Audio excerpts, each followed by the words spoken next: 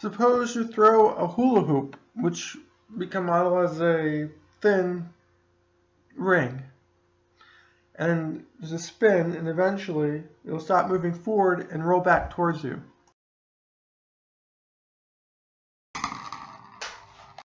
Again, in slow motion, the ring slides away from you, and friction changes its direction, makes it move towards you. Rolling towards you, there's no friction because there's no sliding. Moving away from you, the force of friction is the only force acting on the ring in the x direction, and this eventually causes the ring to move back towards you. When the disc is rolling back to you, there's no friction slowing the disc down. The disc is moving at a constant velocity, and it's rolling about point O. It's like rolling about a pivot point. The ring is no longer rotating about G, its center of mass, but around point O, where it touches the ground. Think about it. If the bottom of the ring is not sliding, then relative to the ground, the bottom of the ring has zero velocity. That's zero velocity at point O.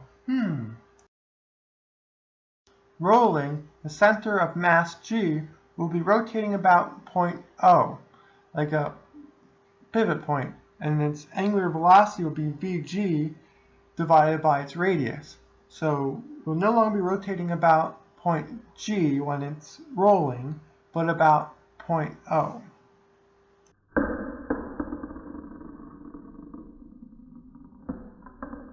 So we'll assume we know like the mass of the ring, its size, its mass moment of inertia, and also initial conditions, how fast it's rotating or spinning, and how fast it's moving away from you.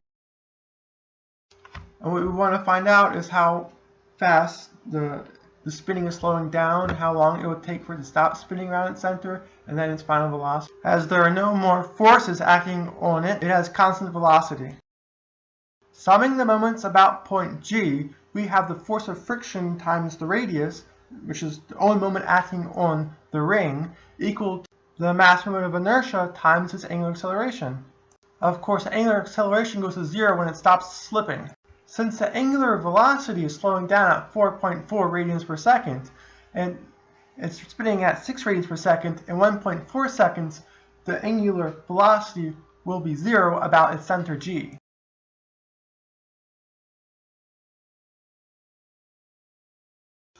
Knowing that friction is the only force that will affect the linear momentum of the system, and it acts over 1.4 seconds, we know the decrease in linear momentum is the force of friction times 1.4 seconds. And plugging that in, a change in linear momentum is a change in velocity, and the way to change velocity is have a force acting on it. The only force we have is friction. When the ring rolls back towards you, there is no longer kinetic friction on the ring, and it rolls towards you at 1.35 meters per second.